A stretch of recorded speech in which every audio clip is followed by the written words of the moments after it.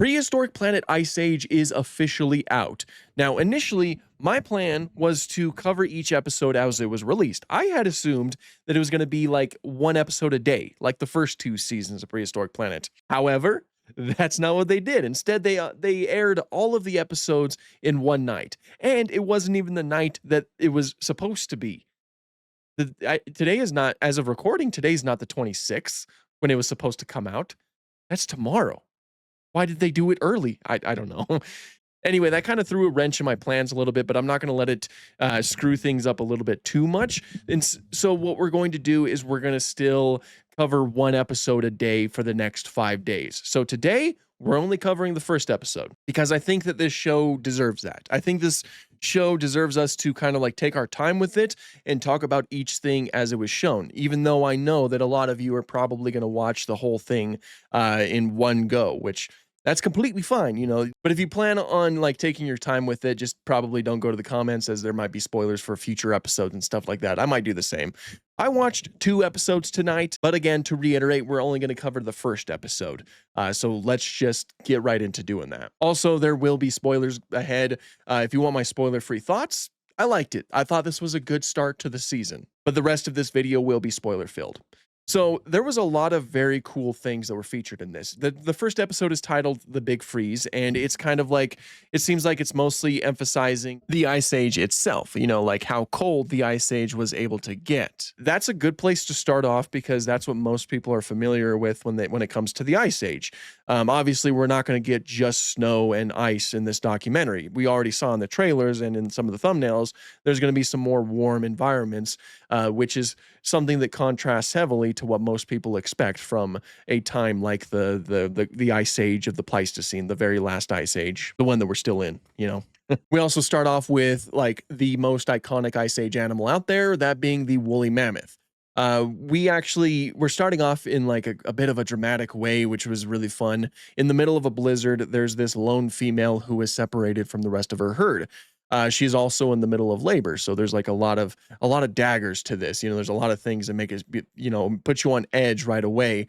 Of course, eventually she was saved by the rest of her herd, and you know, both the calf and the mother make it to the daytime, which is awesome. But yeah, starting off like that I thought was a good idea because again, it might hook people into it with things that they're more familiar with, and then you can start expanding to things that they might not be familiar with. That's a great way to do this, I think. But we don't just see mammoths in this episode. Fortunately, there's a lot of very cool animals that don't really get the spotlight too frequently. There was this whole section that was dedicated to caves, which was really fun. Caves were a pretty valuable resource for a lot of animals during the Ice Age. It was a good way to escape the cold.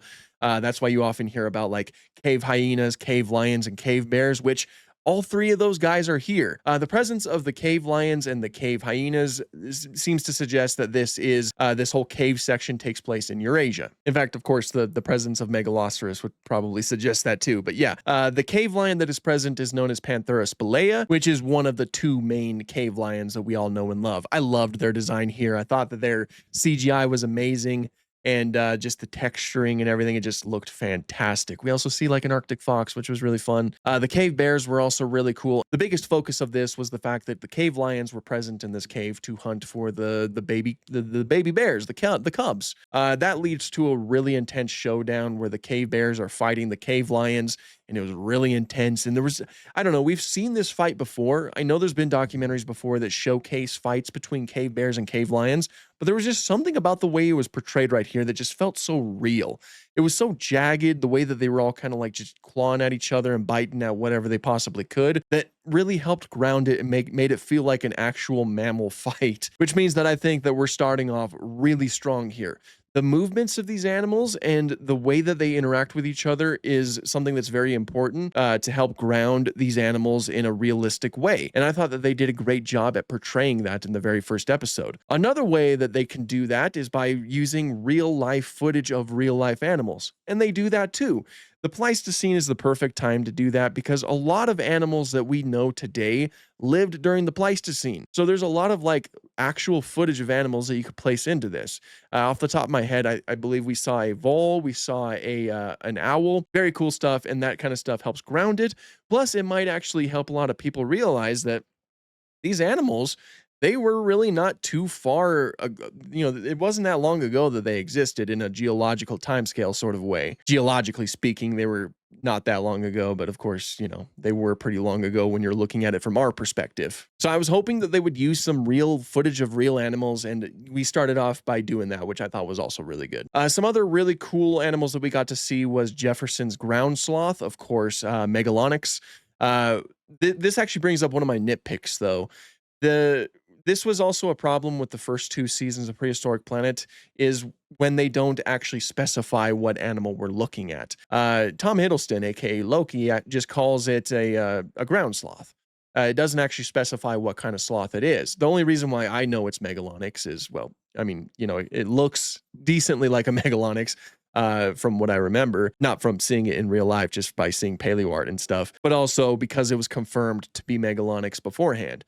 Like, that's the only way that we know. It'd be cool if they specified a little bit more. They do that for some animals, but for some others, like some of the most famous ones, they're kind of vague with it by just calling it a ground sloth. Not a big deal. You're still seeing these animals and they're still amazing, but it would be nice if we got some clarification on what exactly we're looking at. Anyway, we saw a good portion of the Megalonyx section in like a clip that was released earlier on.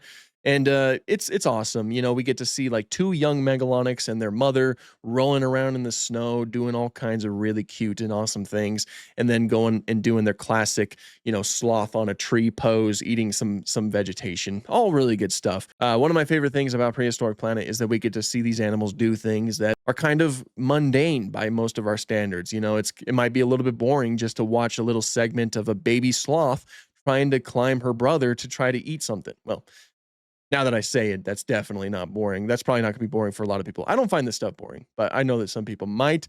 But seeing a baby sloth, that's always cute. But all that stuff was fantastic. I loved every minute of basically all of this. We did see some woolly rhinos going up against some scimitar-toothed cats, most likely Homotherium.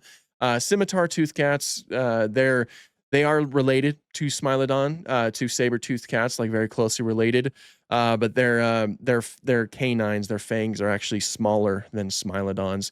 You'll actually notice in the documentary that they were covered up. They actually sheathed them into these little pouches on their chin. So that's cool. I love their design too, though. They look great in this. I love the texturing on the fur on all of these animals, by the way. That's just such a fantastic job on that. So that section was cool. I don't usually see anything like pertaining rhinos in a big group like this, but I was like kind of looking into it a little bit, and apparently it does happen every so often. So I'm not going to really dock any points for that, so to speak. It was a great little section. I loved the baby woolly rhino jumping around all over the place, acting like a real baby rhino, because I'm sure that many of us have seen videos of them doing that. It's very cute stuff. I love rhinos. Rhinos are always a great thing to have as a focus. And I've mentioned before in the many interpretations of Coelodonta video that the woolly rhino is not really one that gets the spotlight too frequently. A lot of times it's kind of like a background character, something that says, hey, this lived alongside mammoths and things like that too. But here we got some focus on them. That was great. That was beautiful. More of that stuff, which we are going to get more of that stuff. But my favorite section was the Smilodon section. Now, we've already seen this clip before. It's a young female Smilodon who had recently left her family group, and she actually has double fangs. I love the inclusion of double fangs in this. If you don't know, this is a recent development in our knowledge of Smilodon, but when they were young, they of course had baby teeth. They had baby fangs, but it seems that as their adult fangs came in, they wouldn't lose their baby fangs for a little bit. And their baby fangs would kind of help support and guide their adult fangs, and kind of help them out as they learn how to hunt. They were essentially training fangs. And so it's awesome that we get to see it here, especially considering the fact that that's a fairly recent development. So to see it happen so quick on a big, like, a big project like this is just absolutely amazing. Her design overall is just incredible. Like, they really captured the Smilodon look fairly well. Like, I really did like it. But we actually follow her for a little bit, and that's one praise I have for this episode so far, is that we get to spend a good amount of time with each animal. Like, it's not like a quick little thing and then moving on. You get to, you get a small little self-contained story which with each animal, and I like that. I think that's great. There's also a common theme of like family and working together to survive the ice age. You know, you saw it with the mammoths helping out their herd mate, with the you know, the baby sloth climbing on her brother to get some food. And here you see that, you know, this Smilodon is by herself and she's struggling because of it. She's struggling to find food and she hasn't had a decent meal in weeks. Eventually, she finds a territory of another Smilodon and she starts spraying her scent in that territory. Now, that actually leads to this really cool moment where we see Macrokenia.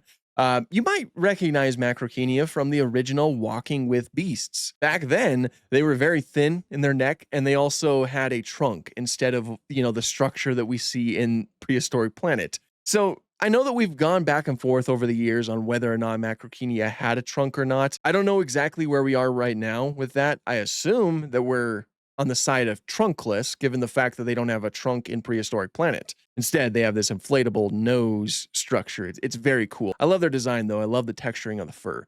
But this leads to a moment where, of course, she pounces onto the Macrokenia, and it's just this beautifully animated, well-shot scene of her attempting to bring it down, but it's significantly bigger than her, and so it manages to like kick her off. And again, it just looks so realistic and everything about it just flows so nicely. That same Macrokenia runs off, but then it gets ambushed by another Smilodon, a larger male, and he brings it down in the proper Smilodon hunting way.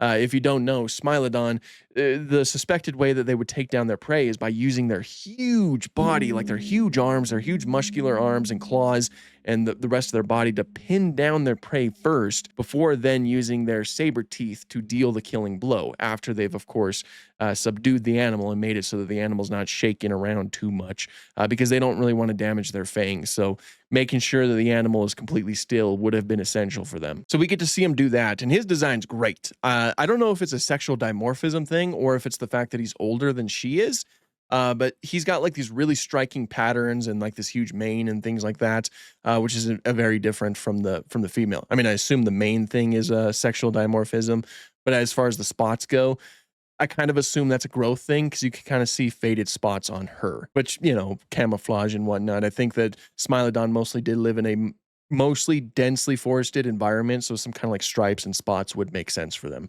Anyway, she kind of helps him pin the Macrokenia down, and then it leads to this, you know, really interesting confrontation where he's being really aggressive, and you don't know if she's going to actually get a meal out of this. Then it leads to what Tom Hiddleston, Loki, describes as her deciding to flirt with him, and then, you know, it leads to him accepting her, and then they both get a meal out of it. And it's implied that they might be able to start their own little Smilodon family, which is, you know, because again, family was a big theme with this. I love the Smilodon portion, though. I just thought that the CGI and the animation was just so good. They really nailed cat movements in the Smilodon.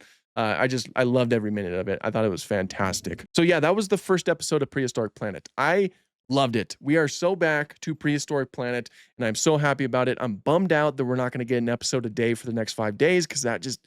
I was planning for that. I was getting hyped for that. And, you know, it's fine that we get to see them all in one day, because, you know, we get access to all of the episodes. That's awesome. But I kind of wish that they did what the previous seasons did. You know, that would have been fun.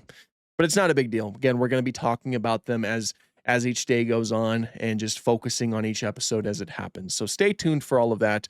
I do hope you guys enjoyed this video.